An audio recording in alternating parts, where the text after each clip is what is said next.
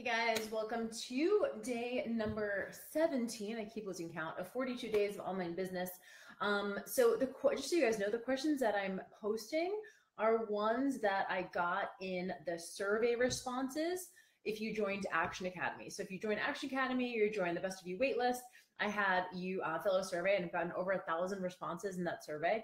And one question was, if Jill could help you do one thing, what would it be? And so we're going to talk a little bit about market research tonight. But if you filled out that survey, understand that that was a way that I was actually doing market research on who is signed up for Action Academy, who that program attracted, the type of person that's in there, the things that they're struggling with, which is going to be extremely important in continuing to attract the client that you want.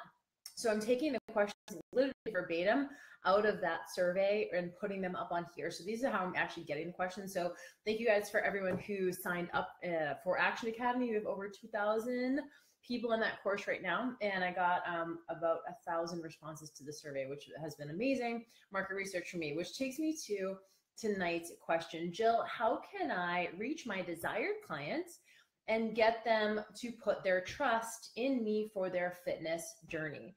So this is, there's a lot of different things. So I think it's a few videos back, I talked about something called the message to marketing cycle. So message to marketing cycle. So here's the deal. If you talk to a lot of coaches, they will say things like, you need to know who your avatar is and things like that. And yes, you do eventually, but at first it's kind of hard. Sometimes you don't know exactly who that is. And to take out a piece of paper when you've never shared content online and be like, it's a 42-year-old stay-at-home mom who we don't really know yet. So it's a good idea to start creating some content and building some trust so that eventually you can start to see who shows up. So the idea is that we actually start creating content based on things that we're excited about, number one, the things we're passionate about, number two, and our own story. So when we talk about the things that we've gone through, we talk about the ways in which we've kind of transformed ourselves, whether that's a physique change or mindset shift or personal development shift or relationship shift, whatever it is that we have gone through personally, it's important that when we talk about that, we're going to start to relate to some people on the internet, and they're going to come in and they're going to be like, that sounds exactly like me, right? So that's how we start the attraction marketing piece. This is also called inbound marketing. And the good news about this, it feels like very, very liberating, right? We kind of use our content and our knowledge and our expertise and our experiences to start attracting the right client. However, at some point you have to know who this person is. So you start creating content, and at that point, once people paying attention, this can take a month, maybe 2 months, maybe 3 months, maybe even just a number of weeks. So in Best of You, which is my year-long mentorship, we actually do market research in the second module. So the first module is just getting the nuts and bolts together. And the second module, we actually do market research. Market research, again, just a super fancy way of saying, asking people what they're struggling with. So for example, once you have people paying attention or you're getting some visibility, and also you're starting to see the same names popping up, maybe it's always the same people. We have a system in Best of You that we used in order to start collecting market research. And again, those are just responses. We're actually doing it in Action Academy right now. So we've actually already done it in Action Academy, and that's a free program. People are already getting responses from people in DMs, over text messages, over emails about what they're struggling with. So for example, you might say, hey, I'm doing this for research for my business, and I'd love to just pick your brain for 5 seconds or 30 seconds if you have it. If you had to name the thing that is the toughest for you when it comes to, transforming your body or transforming your health, nutrition, fitness-wise, what is that thing? And I personally like to talk to someone on the phone, or I like to take screenshots of DMs that I get, because it's using the same language that the customer is actually sharing with you. So the good news about that is when they say, maybe me and you would say, well, I try to eat moderately, but then I just, I can't practice mindfulness. And we use these kind of buzzwords. Our clients aren't probably going to be using those words. They're going to be using words like, oh, I don't know, I just try to stay on it, but every weekend I just blow it. I totally fall off the wagon and I can't stick with it, right? So they're using these kinds of words. And it's important for us to know the language that they're using, because part of the answer to this question is, how do we attract the desired client? And it's by the language that we're using. So number one, who is that person, right? So we're sharing content, we're sharing our expertise, we're sharing our experiences. And as a result of that, we're going to get a lot of people saying, me too, me too. That's why knowing your story and also knowing like your story pretty clearly. So for example, you kind of paint the before picture, like what were you doing before? What were you doing that wasn't working?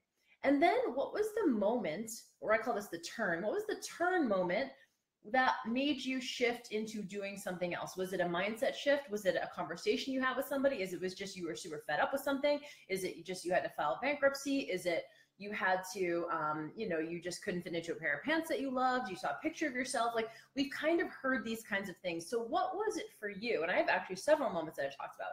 So you want to know what your before picture looked like. How were you struggling? Not only how you were struggling, but like the emotions that you were feeling. Were you feeling shame? Were you feeling guilt? Were you feeling self-disgust?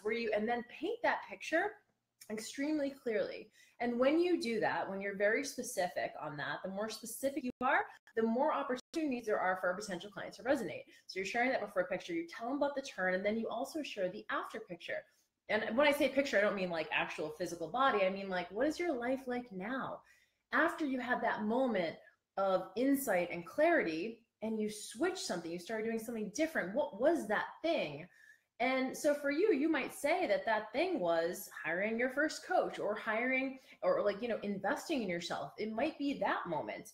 And when you did that, things just changed for you. You had the accountability that you needed. You had the troubleshooting, the access to the guidance and the support that you needed. Maybe it's a community of people that you needed that accountability and that group dynamic. So you share the before, the turn, and the after in a very specific way. And the more details you give, again, on the emotions, on the different, where you were in your life, how are you feeling, the more specific you get, the more opportunities there are for that potential client to resonate. So knowing your own story is important. So when you share that, you're automatically going to start attracting a person who has a similar story. They don't need to have the exact same story, but they need points of resonance.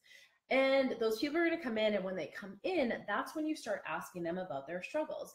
And you start to get a very clear picture. So here's the difference between in-person training and online training.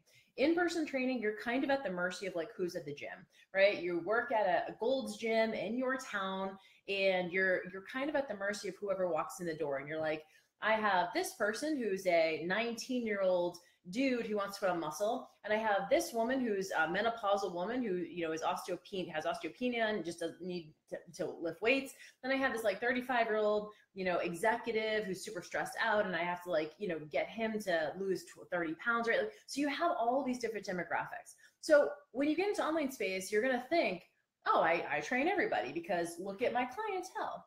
Not true. Online, you're going to get super, super specific.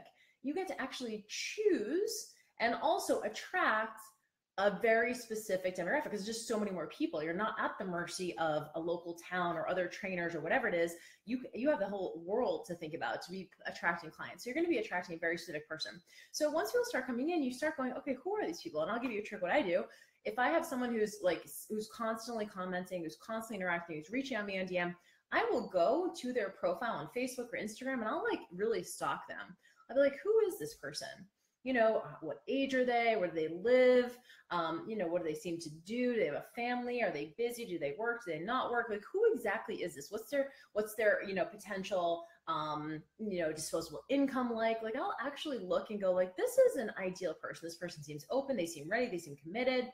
If you even have a client that you love, maybe you look at that person and you figure out the different demographics based on them. And you go, you know what? I just want to replicate this person. I want to get more people like this. So what is working to attract this type of person? A lot of it comes down to, again, two things. So number one, it comes down to be the expert and be the friend.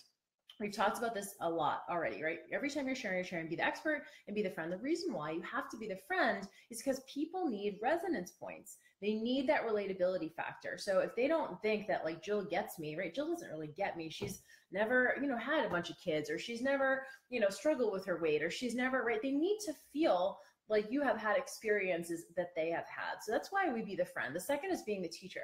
Being the teacher is coming with the competency and the authority that your shit, right? These are your credentials, your expertise, the way that you carry yourself. So these are like your competency triggers. These are like the things, the authority triggers, the way you handle a conversation, the way that you maybe boundaries that you have, the expertise that you have, the sharing, the insights, the strategy, like the actual nuts and bolts of the things that you're sharing. So be the friend and also be the teacher. And those two are like a trust sandwich. When you have those things, it's a very, very high trust. And someone goes, you know what, Jill really gets me. And I don't think that, I think she's the one who is supposed to help me, or she's the best person to help me because she's had experiences like me. She gets me. And also I've seen the fact that she's gone through it. And if it's not you guys, if maybe you haven't had the same experience as a potential client, then you should, you know, try to find maybe a client of yours that has had a similar experience. You know, typically you're going to be attracting the person who is a previous version of you in some capacity. So when I started JillFit, I started attracting a lot of competitors. And then I started, as my business grew, I started attracting a lot of people who were obsessed with food and who were stressed out about food, because that's what I started talking about. I started sharing my story of yo-yo dieting and up and down. People were like, that's me. And I was getting these super long posts and emails and paragraphs of stuff. You guys, by the way, if someone sends you a DM or an email with paragraphs of stuff, they are like ready to go. They're like so needing help, wanting help from you. Make sure you take the time to connect with that person. And if there's an opportunity, that's when you ask for the sell, right? So you create that connection. The attraction is there. You create the connection. The person sees you as competent. The person sees you as relatable. This is called the pratfall effect, by the way. Psychological construct called the pratfall effect. It's a really cool concept, but it says that two things make someone more relatable. It's or more competent or trustworthy is competency and empathy or relatability. And when you have those two things, the person says, okay, Jill gets me, and she also has the goods to share, how to get to where she is. And when you come with that, and then the opportunity presents itself for a sale, that could be in the form of a launch, could be in the form of a one-on-one kind of discovery call scenario where you get on the phone with someone and you ask them about what's going on and you pitch them on your services. Could be in the form of like a DIY product. It could be any sort of call to action to get someone to do something because you know that this is going to be an ideal client. So a couple things, you guys definitely need to show you're competent, you need to show you're relatable, and you need to do it pretty consistently, but getting very honed in on that. I call it like a super fan, right? Like a person who's constantly commenting, they're your ideal client, their ideal potential client.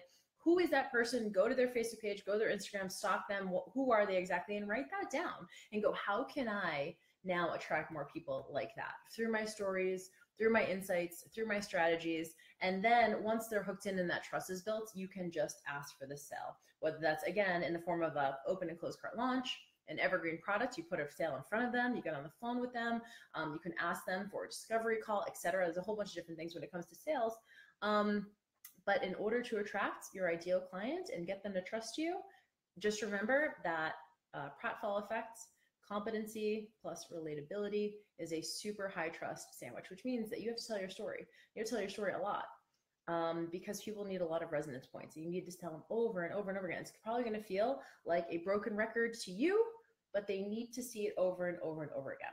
So that's it. Hopefully that's helpful for you guys. Make sure you just take some notes. Hopefully you have a notebook that you're using to take notes on this stuff. If you're not in Action Academy, make sure you join. It is getting spicy in there. We have a good group. We have a Facebook group. And then we have a couple thousand people in the freebie. We're doing live trainings every week. People are taking a ton of action. It's been super awesome to watch. If you're not in, make sure you join. Getting super spicy in there. All right, guys. Thanks for being on, and I will see you tomorrow.